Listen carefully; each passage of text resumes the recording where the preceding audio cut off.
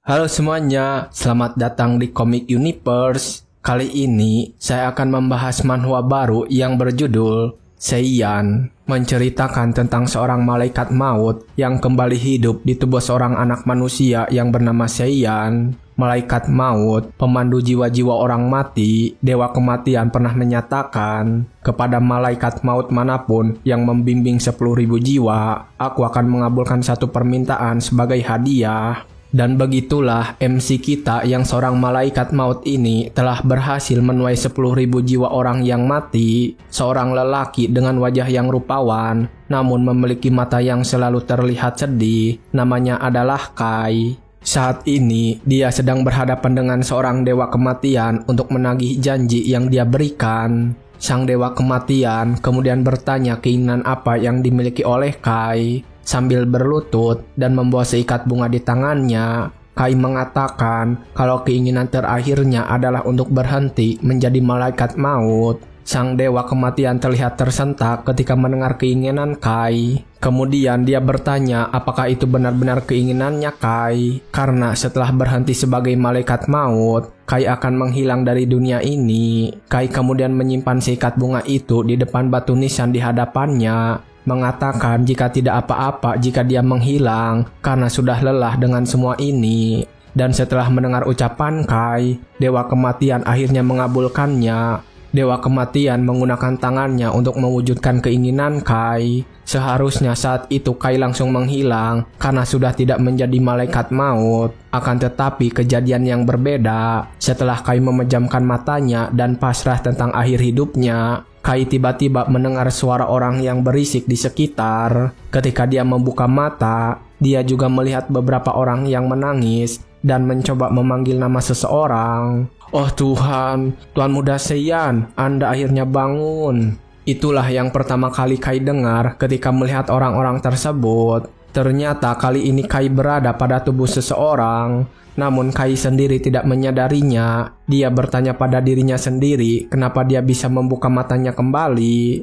17 tahun yang lalu di sebuah hutan pada suatu malam, dua orang pria jahat yang membawa pedang bersama mereka menemukan wanita yang selama ini mereka cari dan telah kabur dari mereka selama ini. Wanita itu terlihat menangis sambil memeluk anaknya yang masih kecil. Ketika melihat kedua pria itu menghampirinya dengan berkata kasar, wanita itu langsung meraih salah satu dari mereka dan memohon ampun kepada mereka berdua. Wanita itu mengatakan dia tidak ingin kalau anaknya menjalani hidup sepertinya menjadi seorang budak. Dia mengatakan tidak peduli kalau mereka membunuhnya, tetapi tolong ampuni nyawa anaknya. Kedua pria itu kemudian saling menatap dan setelahnya mengatakan untuk jangan khawatir karena mereka tak akan membunuh anak tersebut. Mengatakan jika anak itu sangat berharga dan akan merawatnya, lalu menjadikan anak itu sebagai budak sampai dia mati, sama seperti kehidupan ibunya, bahkan lebih buruk. Mendengar itu, si wanita semakin menangis menjadi-jadi, tubuhnya semakin gemetar. Dia tidak menyangka usahanya untuk membuat anaknya hidup normal tetap berakhir sia-sia. Saat ini, salah satu dari mereka langsung menggunakan pedang mereka untuk menebas wanita yang malang itu. Dan dalam keadaan sekarat, dia bertanya-tanya pada dirinya sendiri, kenapa hidup mereka harus berakhir dalam penderitaan. Wanita itu kemudian memanggil memohon kepada Tuhan, malaikat, bahkan iblis. Dia meminta siapapun untuk menyelamatkan anaknya itu. Dan saat itulah Kai datang ke sana memanggil si wanita tersebut. Wanita ini bernama Mai. Kai datang ke sana dan memanggil namanya. Ternyata kedua pria bisa melihat Kai yang turun dari langit malam. Namun ketika mereka sedang bertanya kepada Kai, Kai tidak mempedulikan mereka, mengatakan jika dia tidak punya banyak waktu dan ingin berbicara dengan Mai terlebih dahulu. Ketika Kai turun dan mulai berjalan melewati mereka, kedua pria itu merasakan aura kematian yang menyelimuti mereka di udara. Kai langsung saja menghampiri Mai dan berlutut mengulurkan tangannya sambil berbicara kepada Mai. Mai, apakah kamu ingin membuat kesepakatan denganku? Aku akan mengabulkan satu permintaan, apapun yang kau inginkan. Sebagai gantinya, kamu harus membayarnya dengan sesuatu yang aku inginkan. Apa kamu akan memberikan jiwamu kepadaku? Mendengar pernyataan itu, Mai menatap Kai dengan air mata yang terus mengalir. Dia kemudian langsung memeluk erat anaknya yang sedang tertidur pulas, lalu mengatakan jika keinginannya kepada Kai saat itu juga. Kai kemudian setuju untuk mengabulkan permintaan itu. Dan akhirnya sebuah kontrak telah dibuat. Sebuah cahaya biru bersinar mengelilingi tubuh Kai, pertanda kontrak itu sudah selesai. Lalu setelah kontrak selesai, Mai akhirnya meninggal saat itu juga. Kai kemudian mengambil anaknya ke pangkuannya, dan itu membuat kedua pria di sana merasa kesal. Mereka menghentikan Kai mengatakan jika anak itu adalah milik mereka, memintanya untuk meninggalkan anak itu dan pergi dari sana. Kemudian sambil memangku anak itu, Kai mengatakan kalau sekarang anak itu bukanlah milik mereka lagi. Merasa barang mereka telah dicuri, kedua pria itu menggunakan pedang mereka untuk membunuh Kai malam itu juga. Tetapi ketika mereka bergerak dengan niat membunuh, Kai menggunakan kekuatan dari jarinya dan langsung membuat mereka berdua berhenti bergerak. Kedua pria itu tiba-tiba tidak bisa menggerakkan tubuhnya sesuai keinginannya dan mereka mulai terlihat ketakutan. Ketika mereka sedang sibuk memikirkan diri mereka, Kai berbicara tentang sesuatu. Peraturan malaikat maut, chapter 2, mereka yang menghalangi tugas kami dapat dibunuh tanpa konsekuensi. Menggunakan kekuatan itu, Kai menggerakkan mereka untuk bertarung satu sama lain. Meskipun kedua pria itu tidak melakukannya, mereka tidak bisa berbuat apa-apa. Mereka akhirnya saling menghunuskan pedang satu sama lain, dan akhirnya keduanya mati malam itu juga. Suasana di tempat itu menjadi hening seketika. Kini hanya ada Kai dan anak kecil yang di pangkuannya yang masih hidup malam itu. Namun setelah beberapa saat, sebuah cahaya muncul dari mayat Mai. Cahaya terang itu tiba-tiba melayang ke atas dan menembus langit malam, seperti memasuki sebuah gerbang berwarna biru. Sambil menatap jiwa yang sedang pergi itu, Kai mengatakan kalau ini adalah jiwa yang dia tuai untuk ke 9.999 kali. Kai melihat ke arah anak yang sedang tersenyum kepadanya, mengatakan jika dia sudah mengambil permintaan yang sangat merepotkan. Dan setelahnya dia pergi dari sana membawa anak tersebut. 16 tahun kemudian setelah kejadian itu, pada sebuah desa yang entah di mana berada, gadis kecil yang diselamatkan itu sudah mulai besar. Gadis ini bernama Jusia. Dia membawa keranjang penuh sayuran bersamanya dan memasuki sebuah rumah dan memanggil seseorang di rumah itu. Ternyata dia memanggil kakaknya Kai yang sedang duduk membuat ukiran di sana. Kai yang melihatnya datang sambil berteriak langsung membalas, "Jusia, apa aku terlihat seperti seorang pria tua yang tuli? Aku dapat mendengarmu meskipun kau berbicara dengan pelan." Namun ketika mendapatkan perlakuan seperti itu, Jusia protes mengatakan jika dia ingin disambut dengan hangat. Jusia meletakkan keranjang penuh sayurnya itu dan mengatakan kalau semua orang di desa bahkan menyambut dengan hangat dan hanya Kai saja yang memperlakukannya dengan dingin. Jusia juga terlihat malu-malu. Di dalam hatinya, dia ingin lebih diperhatikan oleh Kai. Wajahnya semakin memerah ketika melihat Kai kembali fokus membuat ukiran itu. Kemudian setelah itu, Jusia langsung berlari dan tiduran di sofa yang ada di sana, mengatakan kalau dia sangat lelah untuk hari ini. Kai memperbolehkannya lalu bertanya ada urusan apa Jusia datang ke rumahnya hari ini. Jusia belum mengatakan kalau tangan ibunya terlihat kesakitan. Dia memberitahu kalau tangan kiri ibunya terasa sakit sejak tadi malam. Kai kemudian mengatakan kalau akan mampir ke rumahnya sebentar lagi dan melihat ibunya. Jusia terlihat senang dan berterima kasih atas bantuan itu. Setelahnya, dia kembali mengambil keranjangnya mengatakan akan pergi ke gunung untuk mencari sayuran yang lain. Setelah Julia pergi meninggalkan rumahnya, Kai segera pergi menemui ibunya Jusia, yaitu Mai. Terlihat di rumahnya dia sedang melakukan pekerjaan mencuci piring dan langsung berbalik menyambut Kai ketika dia datang, mengatakan kalau Jusia baru saja pergi meninggalkan rumahnya. Ketika Mai menawarinya untuk ikut sarapan di sana, Kai memanggil namanya dan menjentikan jari. Setelahnya, Mai langsung tidak sadarkan diri dan terjatuh di sana. Kai kemudian langsung menghampiri Mai dan membantunya untuk duduk bersandar. Kai juga langsung menggunakan kekuatannya kepada Mai, mengatakan kalau itu adalah kesalahannya karena membuatnya dari kayu yang jelek. Lalu setelah beberapa saat, Mai tiba-tiba berubah sepenuhnya menjadi sebuah boneka dari kayu dengan tangan kiri yang telah rusak. Kai kemudian mencoba memperbaiki bagian yang sudah mulai membusuk itu sambil mengeluarkan kekuatannya. Namun saat melakukan itu, tanpa sengaja Jusia ternyata sudah pulang. Di depan pintu dia bertanya menyapa Kai dari sana. Dengan wajah yang sangat terkejut, Jusia bertanya apa yang sedang Kai lakukan saat ini. Kai hanya diam saja tidak menjawab pertanyaan itu. Dia merasa kalau dirinya sudah melakukan kesalahan karena terlalu fokus ketika sedang memperbaiki Mai. Jusia bertanya apakah Kai datang untuk melihat ibunya. Kai menjawab jika memang dia melakukan itu karena Jusia memintanya.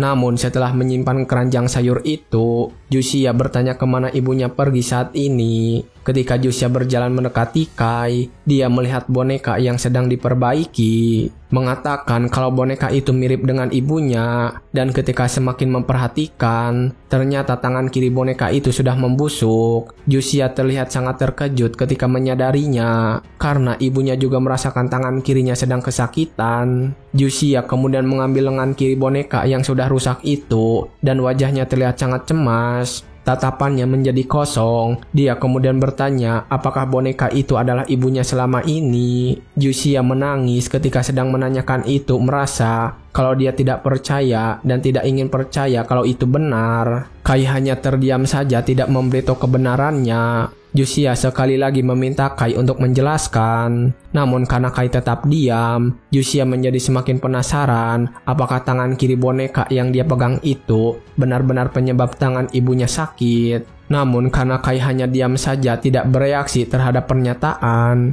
Jusia melempar tangan kayu itu. Dia langsung menghampiri Kai dan bertanya sambil menangis, bertanya apakah setiap hari ibunya sakit. Kai tidak mengobatinya, namun hanya mengganti bagian yang rusak dari boneka itu. Dan setelah mengatakan itu, Jusia terlihat semakin terkejut. Dia sadar kalau Kai adalah seseorang yang selalu mengobati semua penduduk desa. Ketika dia menyadari itu, dia sadar kalau penduduk desa semuanya adalah boneka juga. Setelah beberapa lama terdiam, Jusia berlari untuk memastikan apakah penduduk desa memang benar-benar sebuah boneka. Ketika Jusia akan membuka pintu rumah, Kai memutuskan untuk menunjukkan kebenarannya dan menghilangkan kekuatan yang dia pakai selama ini. Menganggap kalau Jusia kini sudah tumbuh menjadi gadis dewasa dan tidak bisa menutupi semua rahasia ini selamanya. Dan ketika Jusia membuka pintu, dia terkejut melihat semua penduduk yang kini telah berubah menjadi seonggok boneka. Kai kemudian langsung menghampiri dan mencoba menenangkan Jusia yang terlihat sangat kaget, mengatakan kalau yang Jusia anggap sebagai orang tua dan semua orang yang ada di desa ini adalah boneka yang dibuat oleh Kai. Jusia kemudian menatap Kai bertanya siapa sebenarnya dirinya itu.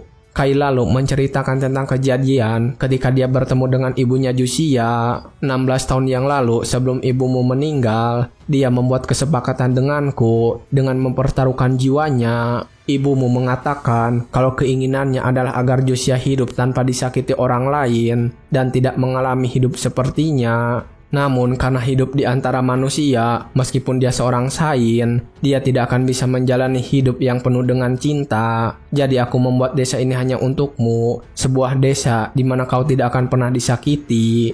Namun setelah mendengar semua itu, Jusia langsung merasa kalau semua hidup yang dia jalani sampai saat ini hanyalah sebuah kebohongan. Bahkan kenangan-kenangan bersama keluarganya dan semua penduduk desa hanyalah sebuah permainan boneka. Jusia jadi mempertanyakan siapa dirinya sebenarnya, apakah dia juga sama, sebuah boneka seperti penduduk yang lain. Dia bertanya-tanya apakah dia benar-benar seorang manusia. Ketika melihat sebuah pisau yang ada di keranjang sayur, Jusia kemudian mengambil pisau. Dia bertanya kepada Kai apakah dirinya juga seorang boneka yang dibuat olehnya. Kai dengan wajah yang datar mengatakan jika Jusia benar-benar seorang manusia dan alasan dirinya membuat desa ini memang benar-benar karena Jusia. Namun saat ini Jusia benar-benar tidak bisa percaya begitu saja. Tubuhnya semakin gemetar emosi yang meledak-meledak. Dia butuh sebuah pembuktian tentang ucapannya itu. Dia ingin bukti kalau dirinya bukanlah sebuah boneka.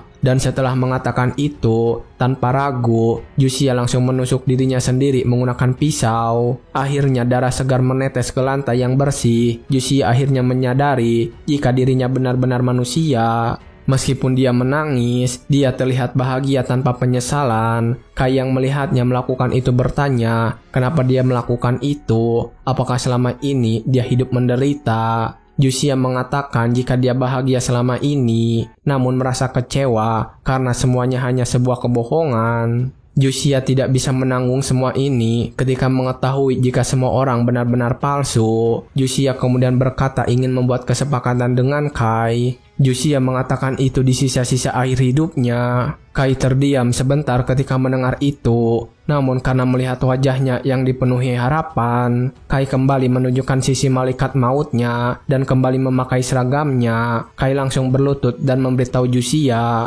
harga dari kesepakatan itu adalah jiwamu. Apakah kau masih ingin untuk melakukannya? Dengan suara yang gemetar, Jusia mengatakan bersedia untuk menyerahkan jiwanya. Kai lalu bertanya apa yang Jusia inginkan dalam kesepakatan itu. Kemudian dengan tangis bahagia di wajahnya, Jusia mulai mengatakan apa yang saat ini dia inginkan. Kau tahu, kakak Kai adalah satu-satunya hal yang nyata di dalam hidupku. Bahkan jika kau melupakan aku, tidak akan ada satu orang pun di dunia ini yang mengingatku. Jadi tolong ingat aku selamanya. Apakah permintaanku terlalu berlebihan? Kai kemudian memegangi wajah Jusia yang sedang menangis, mengatakan kalau kesepakatannya telah dibuat. Jusia tersenyum lebar ketika mendengar itu dan berterima kasih kepada Kai. Dan setelah itu, Jusia akhirnya benar-benar meninggal. Kai juga langsung mendapatkan jiwanya Jusia di tangannya. Dan setelah kematian Jusia, Kai mengatakan kalau Jusia sudah tidak ada,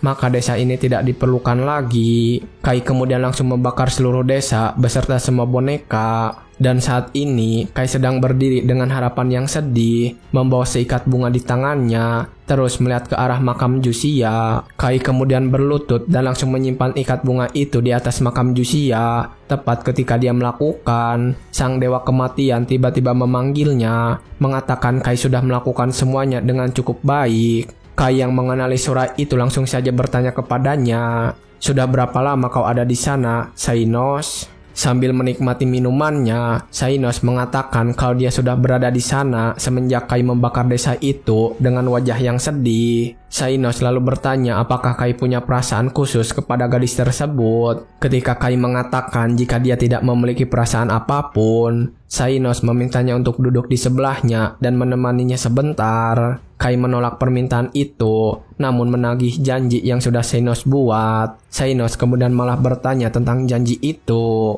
Kai wajahnya menjadi sangat serius, bertanya apakah Sainos melupakan janji tersebut. Dan setelah bertanya beberapa kali, akhirnya Sainos kembali mengingat janji itu. Sainos mengatakan akan mengabulkan sebuah permintaan setelah menyelesaikan 10 misi. Dan ketika sedang membahas janji itu beserta aturannya yang lain, Sainos hanya tertawa mengatakan jika dia membuat itu agar malaikat kematian yang lain bekerja lebih efisien.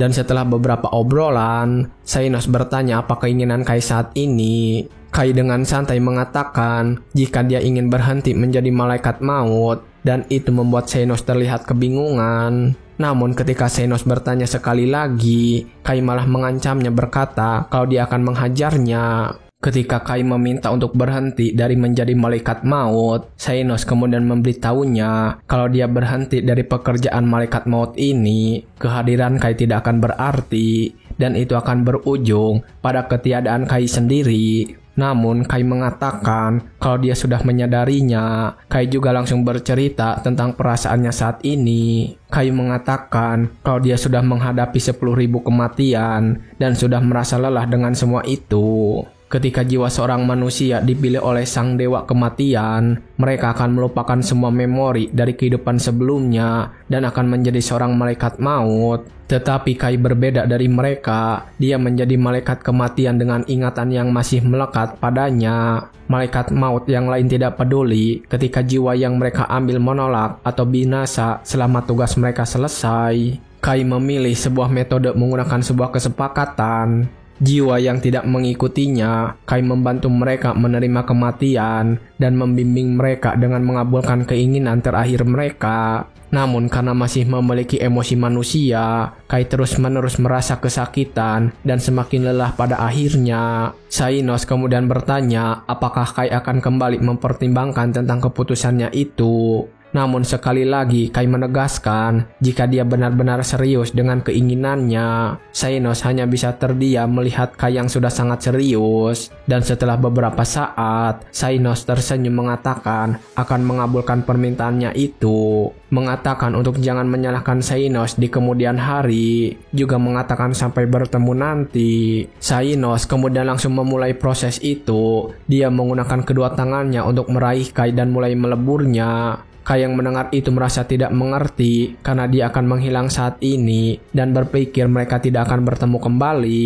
Namun ketika dia memejamkan matanya dan semuanya sudah menjadi gelap, Kai tiba-tiba mendengar ada orang-orang yang sedang berbicara di sekitar. Bahkan Kai merasakan kalau tubuhnya terasa berat. Namun ketika dia kembali merasakan tubuhnya, Kai kebingungan karena seharusnya dia sekarang sudah dihancurkan oleh Xainos. Kai juga mencoba untuk kembali menggerakkan tangannya, dan ketika dia menggerakkan tangan itu, orang-orang di sana memperhatikan dan memanggil nama Seiyan. Mereka mengatakan kalau Seiyan sudah bergerak. Kai bertanya-tanya siapa Seiyan yang mereka bicarakan itu. Kai kemudian membuka matanya dan melihat ada beberapa orang di sana. Dia bertanya-tanya siapa mereka itu. Kai memegangi kepalanya yang terasa pusing. Sementara seorang dokter yang sedang menjelaskan kepada ayahnya kalau kondisi anaknya masih terluka, tetapi nyawanya tidak berada dalam bahaya. Setelah mendengar itu dari dokter, ayahnya langsung saja menampar wajah Kai dengan keras. Ayah dari anak itu juga langsung memarahinya, mengatakan kenapa dia melakukan semua itu. Apakah dia mengingat perasaan keluarganya? Seseorang terlihat mencoba menenangkan ayahnya, mengatakan kalau Seiyan masih sakit di sana. Namun ketika mereka sedang memarahinya, Kai yang merasuki tubuh anak itu bertanya dengan sopan kepada mereka. Kai meminta maaf karena mengganggu ketika mereka sedang marah. Kai bertanya sebenarnya siapa mereka ini dan kenapa salah satu dari mereka menampar wajahnya dengan keras. Ketika Kai sedang menanyakan itu, ayah dari anak itu terlihat sangat terkejut mengatakan apa yang sedang dikatakan anaknya saat ini. Akhirnya setelah beberapa saat, mereka kembali memanggil dokter yang sebelumnya. Sang dokter kemudian yang menjelaskan kepada mereka kalau anak mereka yang bernama Seiyan itu telah hilang ingatan. Dan itu bisa jadi karena benturan keras di kepalanya Seiyan. Ayahnya lalu bertanya apakah ada cara untuk mengobatinya, namun sang dokter mengatakan tidak ada. Mereka hanya harus menunggu agar semua itu kembali secara alami. Ketika mereka sedang mengobrol, Kai akhirnya mulai memahami orang-orang yang ada di hadapan mereka. Dia menyadari kalau orang tua di depan adalah ayahnya yang bernama Kon Soireton, dan seorang lelaki yang ada di sana adalah kakaknya yang bernama Lucian Soireton. Dan akhirnya Kai menyadari kalau dia berakhir menghuni tubuhnya Seiyan Soireton. Dan ketika dia menyadari kalau dia kembali hidup, Kai langsung mengetahui kalau penyebab semua ini adalah Lord Xainos yang mengabulkan permintaannya. Dan ketika mengingat itu, Kai terlihat sangat kesal. Mulai dari sini kita akan menyebut MC kita dengan nama Seiyan. Tapi sesekali ketika mengingat kenangannya, Mimin juga akan menyebutkan nama Kai. Ketika dia sedang kesal, Lucian Soireton bertanya kepadanya bagaimana keadaan tubuhnya saat ini. Seiyan kemudian memberikan pandangan yang sinis dan menjawab dengan kesal. Apakah semua ini terlihat baik-baik saja bagimu? Aku akan sangat menghargainya jika kau menahan diri untuk tidak mengajukan pertanyaan yang tidak berarti dan pergi. Dan kalian berdua juga, suara kalian terlalu keras. Itu membuat kepalaku sangat pusing. Kumohon jangan membuat keributan di depan orang yang sedang sakit. Bisakah kalian semua pergi sekarang juga? Seiyan terlihat sangat marah ketika meminta mereka untuk pergi dari sana. Semua orang di sana menyadari kalau Seiyan sedang berada dalam kondisi yang buruk. Sang dokter juga menyarankan kepada mereka berdua untuk membiarkan Seiyan istirahat sendirian, karena itu akan membantunya untuk kembali stabil. Setelah mendengar saran dari dokter, mereka akhirnya langsung pergi meninggalkan Seiyan sendirian. Setelah semua orang pergi, Seiyan langsung memanggil Lord Xainos ke ruangannya, dan tiba-tiba entah dari mana Xainos muncul di sana. Bertanya apakah Seiyan mencarinya saat ini. Seiyan kemudian bertanya mengenai apa yang sedang terjadi saat ini. Xainos kemudian menjelaskan jika dirinya hanya mengabulkan permintaannya karena dia meminta mengakhiri hidupnya sebagai kaisang malaikat maut. Jadi Xainos melakukan hal ini. Namun melihat Xainos yang sangat bersemangat ketika memberikan pernyataan itu, Seiyan mengatakan ingin segera menghajarnya. Seiyan merasa terganggu dengan sikap Xainos kali ini. Seiyan kemudian bertanya tentang apa yang sebenarnya terjadi kepada pemilik tubuh ini. Xainos menjelaskan jika pemiliknya mati karena sebuah kecelakaan, dan ketika jiwanya akan datang menghampiri Xainos, jiwa Kai langsung memasuki tubuh Seiyan secara tidak sengaja. Dan ketika mendengar semua alasan itu, Seiyan atau Kai mengatakan kalau dia masih tidak mengerti kenapa dia malah memasuki tubuh manusia. Namun dengan santainya, Xainos mengatakan kalau semuanya akan membosankan jika Kai si malaikat maut benar-benar menghilang begitu saja. Seiyan sangat kesal ketika menyadari jika dirinya hanya dijadikan sebagai hiburan dan ingin segera menghajar Xainos saat itu juga. Melihat Seiyan yang semakin marah, Xainos langsung mengatakan untuk pamit dari sana dan memintanya untuk menjalani kehidupan ini dengan lebih bahagia. Xainos kemudian pergi setelah mengatakan semua itu. Sementara Seiyan terus saja berteriak memanggilnya, memintanya menjelaskan lebih rinci. Namun Xainos tidak mempedulikannya, berencana untuk tidak menemuinya sampai Seiyan sudah benar-benar tidak marah. Beberapa hari kemudian, masih di sekitar kamarnya, Seiyan mencoba kembali memanggil Lord Xainos, tetapi dia tidak muncul kali ini. Dan karena setelah mencoba beberapa kali, Seiyan akhirnya memutuskan untuk berhenti memanggilnya. Dia kemudian mencoba untuk keluar dari kamarnya. Dia kemudian melihat beberapa pelayan yang sedang bekerja. Namun ketika pelayan-pelayan itu melihatnya, mereka langsung memalingkan wajahnya dan terlihat seperti ketakutan. Seiyan kemudian berjalan seperti biasa melewati para pelayan itu. Dan ketika melihat ekspresi mereka yang bahkan tidak berani menatap matanya, Seiyan menyadari jika para pelayan di sana benar-benar ketakutan dan menghindari bertatapan mata dengan Seiyan. Seiyan bertanya-tanya apakah dirinya memang benar-benar seorang bajingan yang sangat buruk. Dan setelah melewati koridor, Seiyan tiba-tiba melihat seorang gadis pelayan yang lalu mengantar makanan ke kamarnya setiap hari. Gadis pelayan itu bernama Pikue. Namun ketika dia melihatnya, Pikui sedang membawa air yang di kedua tangannya. Dan ketika dia berlari, dia terjatuh dan membuat air itu berceceran. Bahkan salah satu embernya membasahi tubuhnya. Dia dengan ceria langsung duduk dan meminta maaf kepada semua orang, mengatakan jika dia akan membereskan semua itu saat ini juga. Namun dia melihat pelayan yang lain memperhatikan belakangnya dengan sangat terkejut. Pikue yang penasaran kemudian melihat ke arah itu, dan dia kaget ternyata ada Seiyan yang sedang memperhatikan. Seiyan Seureton, anak kedua Kon Seureton, dikatakan bahwa dia sangat cantik seperti malaikat sejak kecil. Seakan membuat siapapun kehilangan fokus hanya dengan menatapnya. Namun, tidak butuh waktu lama untuk terungkapnya kebenaran di balik keindahan itu. Ketika baru berusia 11 tahun, dia membakar mata pelayannya dengan api hanya karena pelayan itu ingin tersenyum kepadanya. Bahkan setelah itu, banyak sekali pelayan yang mengabdi pada Seiyan. Namun mereka terluka, lumpuh, dan dipukuli hingga nyaris kehilangan nyawa dan diusir dalam keadaan menyedihkan. Mereka gemetar ketakutan. Semua orang mulai memanggil Seiyan si iblis kecil dari keluarga bangsawan. Saat ini Pikui sedang menangis ketakutan. Dia sedang membayangkan hal kejam apa yang akan dilakukan Seiyan kepadanya. Dan ketika dia sedang memikirkan itu, Seiyan mengulurkan tangannya, mengatakan kepada Pixie untuk memberikan tangannya. Pikui terlihat semakin pucat dan takut ketika mendengar itu. Namun dia tidak punya pilihan lain selain memberikan tangannya yang terluka. Susah amat, Cok, nyebutnya. Kita panggil aja Piki ya. Piki sudah membayangkan kalau dia akan kehilangan tangan miliknya itu. Piki meminta ampun kepada Seiyan untuk melepaskannya sambil menangis. Namun saat dia memejamkan matanya, Seiyan mengatakan kalau semuanya selesai. Dan ternyata Seiyan sudah membalut luka pada tangan Piki.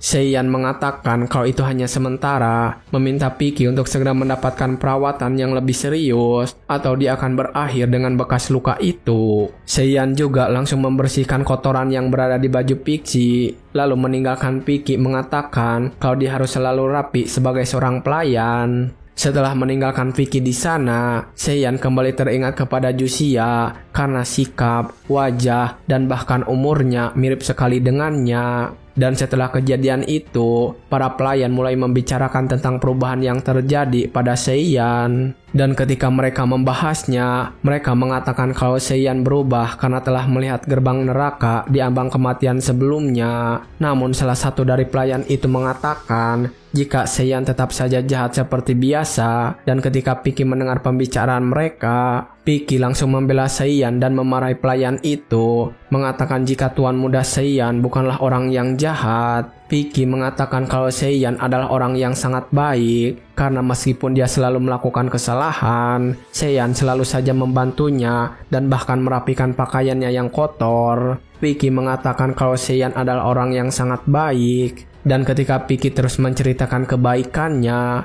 para pelayan akhirnya mengakui jika semakin hari Seiyan mencari semakin lembut saja. Mereka bisa menyadari itu karena Piki masih selamat sampai saat ini meskipun telah banyak membuat kesalahan. Namun di akhir obrolan, salah satu dari mereka mengatakan apakah ini adalah tanda-tanda dunia akan berakhir. Dan tanpa mereka sadari, ternyata Seiyan sedang mendengar pembicaraan mereka di balik pagar yang tersembunyi. Dan setelah mendengar obrolan mereka, Seiyan menyadari jika dulu dia memang benar-benar seorang bajingan. Dia kemudian mengendap-endap dari sana, berusaha agar tidak terlihat oleh mereka karena takut mengganggunya. Dan ketika dia sedang menjelajahi istana itu, Seiyan menyadari kalau mereka memiliki kebun yang sangat indah. Dia juga memuji ukiran patung yang ada di sana, mengatakan kalau patung-patung itu diukir dengan sangat teliti. Dan bahkan mereka merawatnya dengan sangat-sangat baik. Seiyan entah bagaimana tiba-tiba sampai di sebuah kebun. Melihat sebuah kayu yang belum dipahat, Seiyan kemudian segera menghampiri kayu yang belum dipahat itu. Dia menikmati cahaya matahari yang menyoroti tempat itu, merasakan kehangatan cahaya tersebut dan kenyamanan udara di sana. Dan ketika dia merasakannya, Seiyan kembali mengingat Jusia yang selalu menyukai kehangatan cahaya matahari dari musim semi. Sambil terus membayangkan tentang Jusia, Seiyan sudah mulai mengukir kayu itu dengan tangannya. Kemudian setelah beberapa saat, datang seorang pria tua ke tempat itu. Dia mengatakan kalau telah lupa untuk menyimpan kayu tersebut. Namun dia terkejut ketika melihat ternyata kayu itu sudah dipahat dan membentuk seorang gadis. Ternyata itu adalah Jusia yang tadi dipahat oleh Seiyan. Patua itu kemudian langsung menghampiri ukiran patung. Dia memujinya, bagaimana bisa ada seseorang yang mengukir patung dengan begitu indahnya. Sementara saat ini di kamarnya, Seiyan atau Kai, dia menyadari kalau mungkin kehidupan kali ini adalah caranya untuk memenuhi janjinya kepada Jusia. Kai kemudian berjanji dalam kehidupan kali ini, entah itu sebentar atau lama, dia tidak akan pernah melupakan Jusia. Kemudian sore hari itu di kantor Consurireton, dia sedang merapikan surat yang datang kepadanya. Dia kebingungan karena mendapatkan surat yang mengatakan kalau banyak bangsawan yang akan hadir di pesta yang akan diadakan.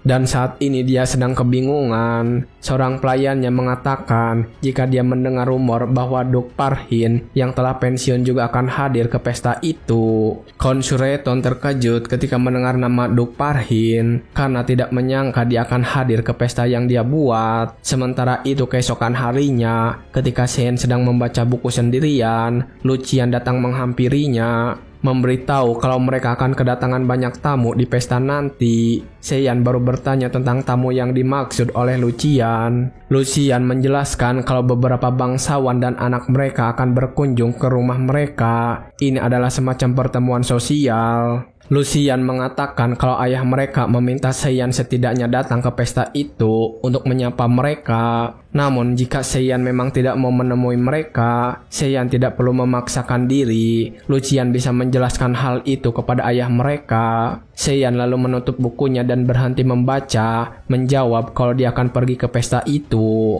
Lucian yang mendapatkan jawaban tersebut mengatakan untuk jangan memaksakan diri, mengatakan kalau Seiyan dulunya memang tidak pernah suka untuk datang ke sebuah perkumpulan. Seiyan kemudian berpikir setelah mendengar itu, apakah pemilik tubuh sebelumnya mempunyai sebuah alasan untuk tidak menyukai mereka semua dan akan mengetahuinya ketika dia hadir di pesta nanti. Seiyan lalu mengatakan kepada kakaknya kalau dia akan mencoba untuk ke pesta kali ini dan memutuskan bagaimana rencana ke depannya setelah hadir di pesta itu. Dan setelah mendengar jawaban itu dari adiknya, Lucian sekali lagi meminta untuk tidak memaksakan diri. Seiyan menyadari sesuatu ketika melihat sorot mata Lucian. Dia menyadari kalau Lucian memang benar-benar mengkhawatirkan kesehatannya. Dan ketika itu, Seiyan atau Kai yang ada di dalam tubuhnya merasakan kehangatan dari keluarga. Dia baru merasakan perasaan asing itu kali ini dan merupakan hal yang baru di dalam hidupnya.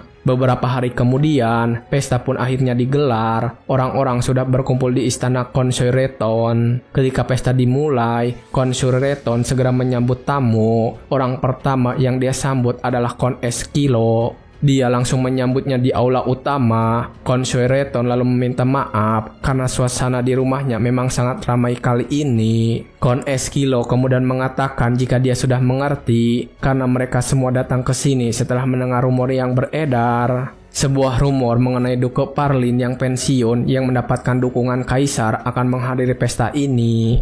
Kon Eskilo juga mengatakan jika Yang Mulia Kaisar mempercayakan Duke Parlin untuk memilih calon putri untuk pangeran mereka. Dan karena itu, bangsawan yang memiliki anak gadis berdatangan ke pesta ini dan memang benar, semua orang di sana memang menanti kedatangan Duke Parlin untuk membuat koneksi dengannya. Namun ketika mereka sedang membicarakan itu, seluruh gadis yang ada di sana tiba-tiba berhenti dan menatap ke satu arah. Ternyata mereka semua terpesona dengan Lucian Suireton yang datang ke pesta itu dengan sangat rapih dan tampan. Lucian kemudian menghampiri ayahnya dan meminta maaf juga kepada Kon Eskilo. Meminta maaf karena Lucian datang terlambat ke sana. Kon Eskilo kemudian langsung memberikan pujian kepada Kon Suireton mengenai Lucian yang diberkati dengan kepintaran dalam akademi dan ilmu pedang. Kon Eskilo mengatakan jika dia memiliki anak perempuan, dia akan menikahkannya dengan Lucian tanpa keberatan. Dan ketika mereka sedang mengobrol,